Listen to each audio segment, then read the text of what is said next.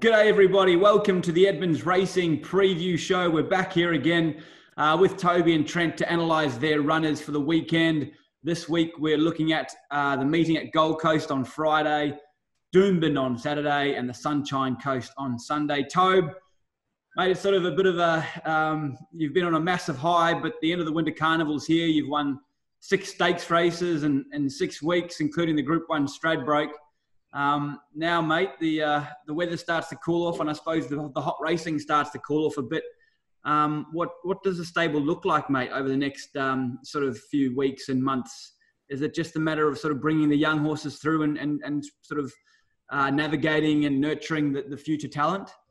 Yeah, so basically, you'll find we won't have near as many runners and obviously not the quality of the horses running in the next few weeks, but that's in the next so long, that's fine. They're all out spelling.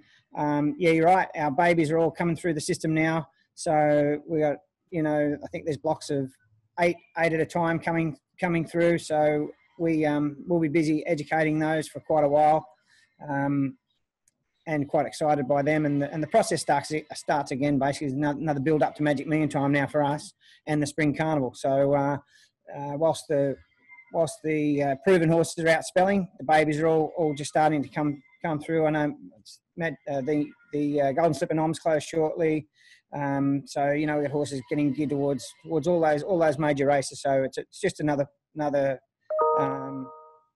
another wheel in the cog, I suppose you say, and they're excited by our babies as well.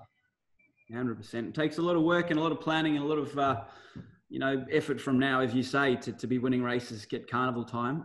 You've shown you achieved that in the winter, and now we sort of focus on the summer, so that's exciting. Trent, mate, we're 6 weeks away from the horse's birthday, the 1st of August, mate. The 1st of August, of course, the start of the new season. Not far away, mate, but a few more sort of goals and little records you want to break before we hit that day. Yeah, I think we've got a couple of winners to go to eclipse our Metro record. I think there might be 2 to go to equal it. Right. Sorry, and that's basically it. I think we've had the most successful season as far as prize money goes. So that's it's been great. Just got to try and finish the last 6 weeks strong now, even though our quality of horse will have just diminished a tiny bit. Still got to just try and place them to advantage and just keep trying to win races. Yeah, 100%. We still got some nice young horses coming through. I saw at the trials there last Tuesday, a couple of unraced ones that trialled very nicely. And as you mentioned, mate, 61 Metro winners for the season, and your previous record being 63. So hopefully we can crunch that out over the next few weeks and set a new bar to try and jump over in the 2020-21 season. Guys, talking about records, let's set the record straight here quickly. Through the week, Toby had a chat on radio with regard to a couple of our key 2-year-old colts and geldings that have left the stable, notably the Drinks Cart and Wisdom of Water.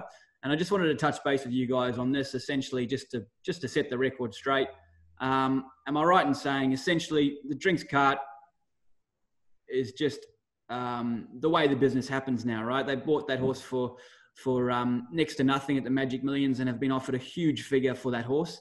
And anyone in their right mind would be taking the offer, and the horse goes to Hong Kong. That is just a natural part of the business, and we like to see our owners do well that way and cash in when the cash is there.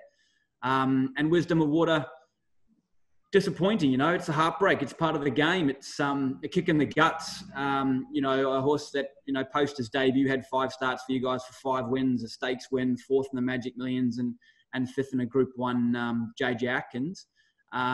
He's going to go to Mick Price and continue there. But again, guys, part of the game. There's ups and downs, and it hurts. It bloody hurts. But that's just the way the racing goes, right? Yeah, there's a bit written about it, and there's a lot of people talking about it. But it is what it is. You're right. He's a gelding, the Drinks Cart. Wisdom Water's a colt. He has to, an acquisitor bought into him for a certain number, not sure what that is, but they bought 50% of him. They're trying to make a colt out of him or a stallion. So he has to race at the top level now and try and build a pedigree for himself. So it makes sense that they do send him there, although we do campaign horses in the spring in Melbourne. It's a shame that we can't take him there and finally have a colt good enough to we think, compete at that top level. I'm sure we could have done just as good a job as Mick Price and him, but the owners were quite keen to get him into Melbourne just to have him stable there and race there. So that's fine. But the drinks cart to gelding, you know, from a very, very small amount they paid for him to what they've been offered and what he's achieved is you know, you can't make that sort of money really quick, and there's a bit in the background of that as well. You know, this COVID's hit, so it's been a tough time for quite a few people. So it just makes sense. It's complete business, and we understand it. Very sad at losing them. Not upset, but sad. But it is what it is, and we move on. And we'll find the next one. Let's kick off Gold Coast Friday. We would need to get going and train some more winners for our great group of owners. 9-race card there, 6 acceptances across 6 races. Trent, we'll kick off with you, mate. Race 1, a maiden. Applause is set to run here for the Lucky Clover team. He's had 5 starts for 1 placing, but you'd think he'd appreciate the 1,300 metres. Question mark, it is a soft 7 track there at the moment. Yeah, I think he'll get through soft. There's a stack more rain today. As I look outside now, there's not a cloud in the sky, but that can change pretty quick. Draws a soft barrier. Needs to improve markedly on his run at Doomben. I thought it was woeful, to be honest. Can't go there with a great deal of confidence. I think going there, hoping that he actually races sort of a bit better than what he did last time, because that was pretty ordinary effort. And if he doesn't start to shape up, then he might have to move on. Yeah, sure. No, good as goal. It's a maiden, and he's drawn 6, and I reckon Robbie will have him in a bloody perfect spot, so there'll be no excuses, that is for sure. For Applause there. Race 1, hopefully start the day on the right note. Race 3, Class 3, 900 metres, Toby. Course she will. Back to 900. Obviously scratched from last week due to the really heavy track. Has shown ability at home, but sort of disappointed on race day. Can she make the big turn, the 180 turn for us in Archer Park on Friday? I think she can. Back to a home track, obviously. Blinkers on, back to 900. She's a bit of a hormonal filly, this filly that I'm pretty sure that's why she's sort of underachieving at the moment. Hopefully we get her on a good day tomorrow and she can put her best foot forward. It works super. It's quite sharp and confident she can run well. But I would like to see her do it first before we start tipping her or getting really confident and giving the people that watch this show the confidence to be betting on her. But can't have her looking any better either. She's a good-looking filly. Obviously got ability. Just needs to put her best foot forward. Yeah, perfect. And Robbie Fradd will give her a peach from barrier 7 too. I like it. Race 4, benchmark 62, 1,300 metres. Archer Park colours added again here with Wookie. Robbie Fradd on board, drawn perfectly in barrier 4. Disappointing last start at Doomben, Trent, but drops back in grade, comes back to the home track here and was good when running third at Ipswich a couple of starts back. Yeah, that's right. Just got outsped the other day. They were a bit too quick for him. Through half awkward and was never in the hunt. Every start we've given him where he's been in sort of an uncompetitive spot, it's as if he drops the bridle and doesn't race up well. So from barrier 4 tomorrow, stepping to 1,300, which maybe in the past have been a concern, I think we try and be quite prominent on him. I don't know whether he's got the speed to necessarily lead, but should be at worst sort of in the top 4 or 5 in running in a good spot from that gate. And that'll give him every chance to return to the winner's circle. His work's always pretty sharp, but a little bit one-dimensional, I guess you could say, and needs a lot to go his way. So from that soft barrier and stepping up in journey, I think he can make amends and run a much better race than he did the other day, because he was certainly a little bit disappointing. Yeah, very good. All right, nice each-way chance for Archer Park there too.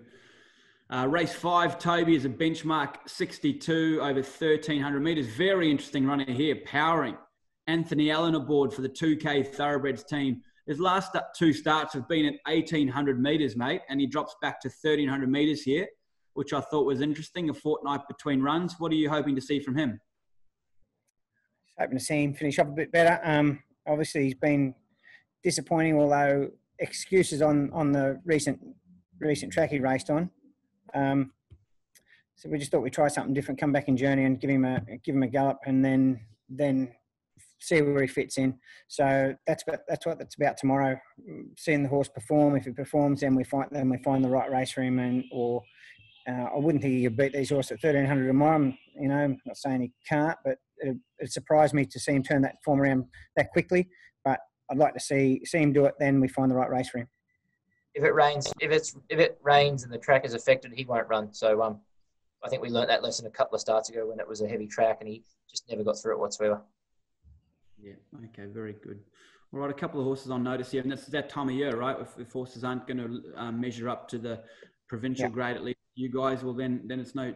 The owners are best to spend their money elsewhere or have them in country stables where they can be more competitive. So we'll learn plenty of those horses going through. All right.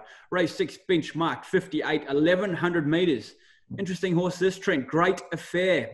Joined the stable and ran 10th on debut, but then he's trialled twice since and won his most recent. Thought it was a good trial. Nathan Fazakali gets another opportunity. Good on Nate. Back on. He's only had we put him on. So we put him on again, not only because he's for us, so you could say his name on the preview show, and you aced it. It was really good. No, but, one rider show, so you can bugger his name up. So this horse came to us from Sydney. He's quite an aggressive going bugger, and I think probably tried to turn him into something he wasn't. We tried to ride him steady a couple of times. We'll try to ride him steady first up at the Sunshine Coast. He didn't look that good at that stage either, but he got out on the opposite side of the crown and didn't race that good over the 1,000 metres. His work had just been sort of pedestrian, but sort of after that run as well, hence why we trialled him again a couple of times. The most recent one, we put blinkers back on him and made him get up to the line and get going, which was an improvement. I see 1,100 at home with the rail out in a fairly tame race. I'd be at a loss. The track should be soft. I'd be at a loss if he didn't do something tomorrow with the blinkers back on. Seems to be a okay amount of speed. It's drawn a little bit wider than him. I think he comes into barrier 4 with a couple of emergencies down low drawn inside him.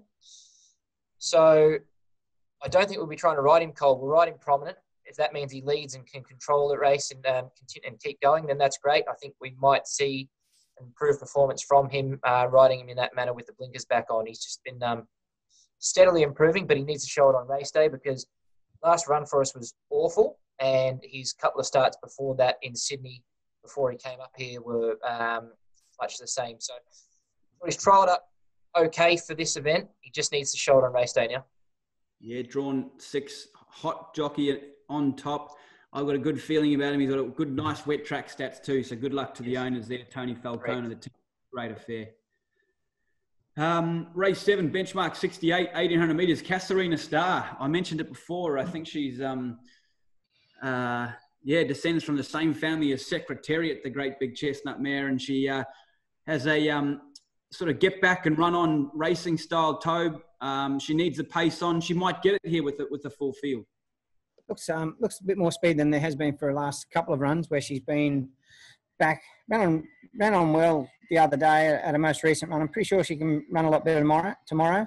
Actually worked quite sharp. We've just changed the work around a little bit to more sharper sprinting work to keep her a little bit sharper. I think that'll work.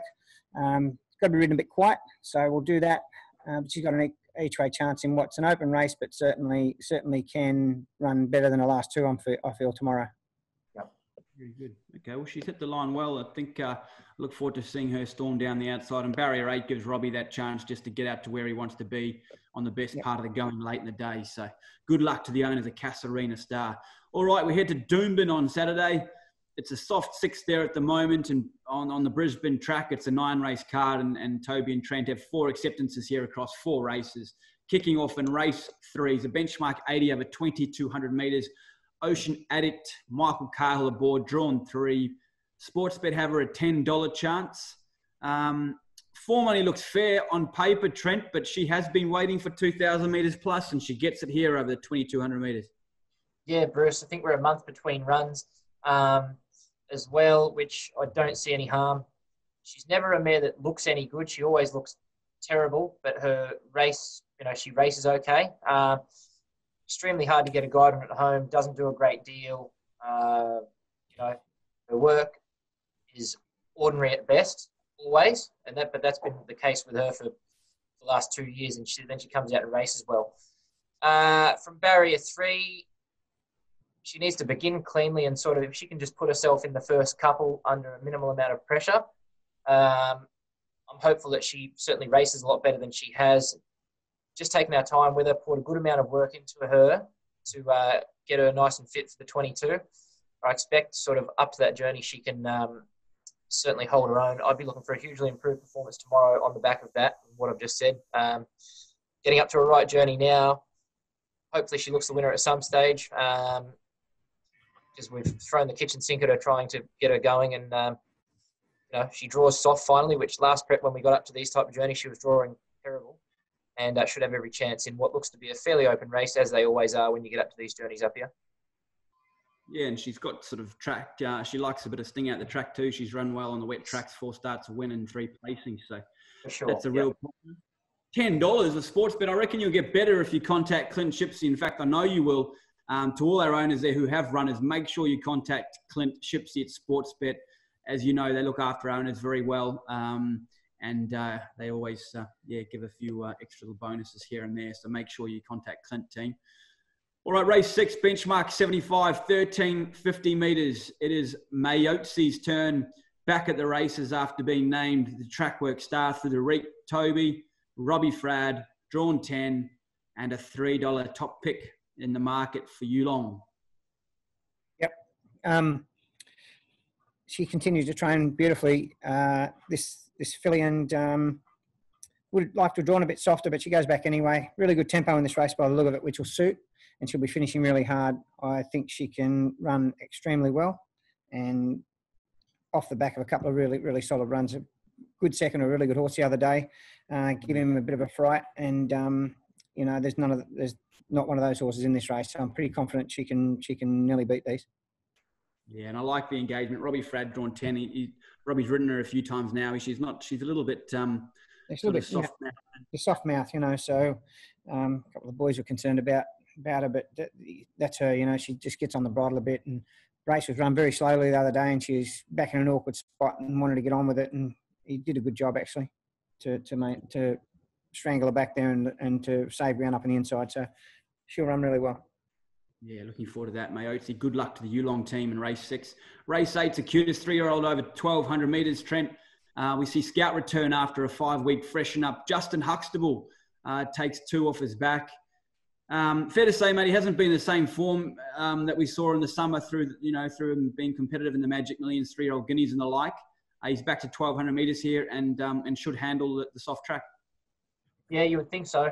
I think I made mention previously, sort of, we run him, I think it was nearly 3 or 4 weeks in a row back in the summer as he was sort of climbing through his grades. And it's a lot easier to climb through your grades once you're sort of here at the grade he's at, sort of these open 3-year-old races, and you're carrying big weights all the time and you pay for your consistent form from previous preparations. It finds a lot of horses out. He may well be one that it has found him out a bit. His draws barrier 9. That looks a little bit messy, but I think Justin's just got to be fairly positive on him. Hopefully he's in the first sort of 4 or 5 and running and can get some form of cover, and then be strong late. As you said, I don't think a soft track will hold any concern. He ran a good race in the Ken Russell Classic roughly this time last year on a bog. So if there is a bit of rain about, that should enhance his chances greatly. And I don't see coming back to 1,200 as any problem either. Looks to be okay speed, but if he's there sort of within striking distance at the top of the straight, I feel he can run a lot better. The horse looks good. Just needs to perform now. Yeah, absolutely. Nice to see him back at the races. Good luck to Blue Sky and all the owners there and Scout. I think, be nice to see him sort of ridden there, be on the pace, and I'm sure he's a tough competitor. He'll try his absolute guts out, that's for sure. Race 9, the lucky last race, is an open 1,100 metres, Toby. Tricolours, they've been great to us, sending Royal Witness up for a number of starts. He's been running super consistently. He's drawn lovely here in barrier 4 for Robbie Frad.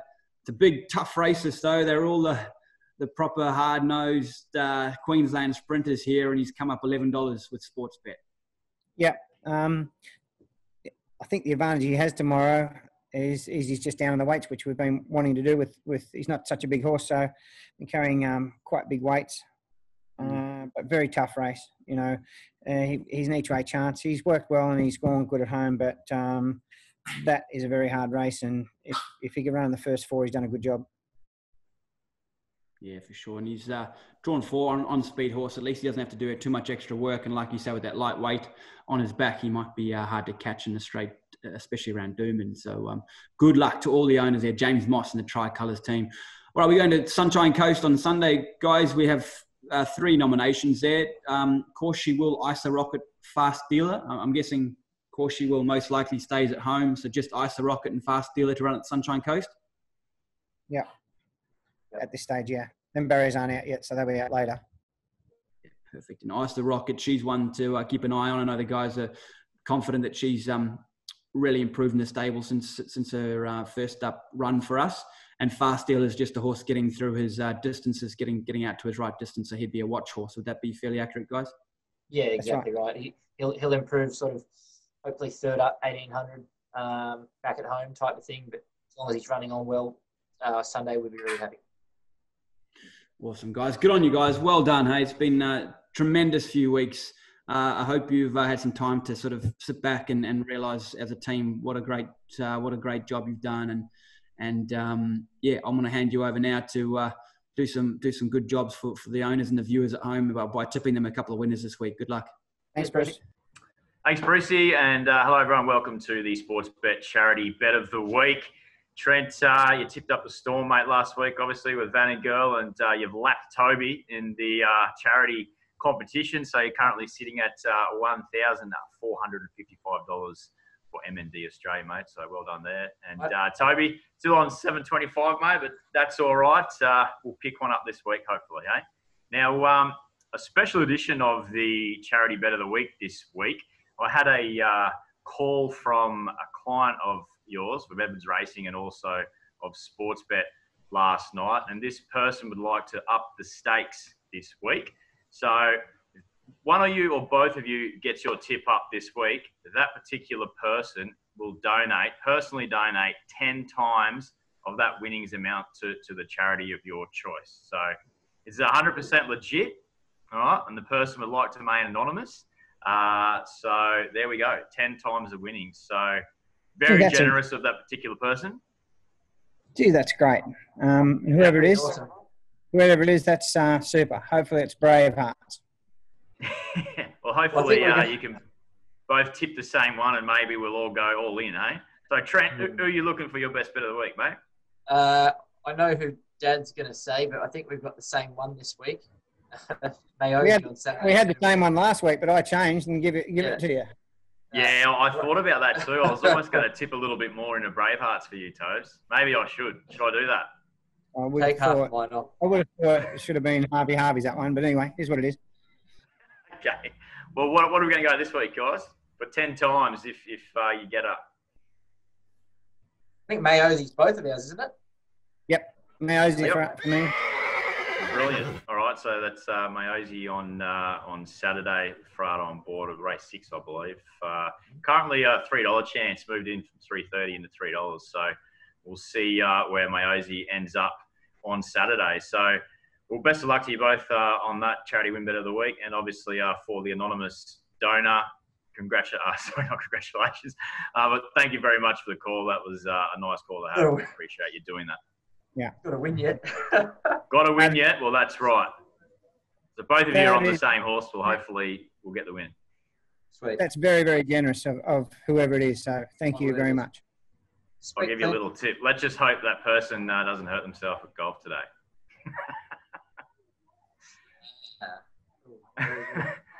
All right, guys.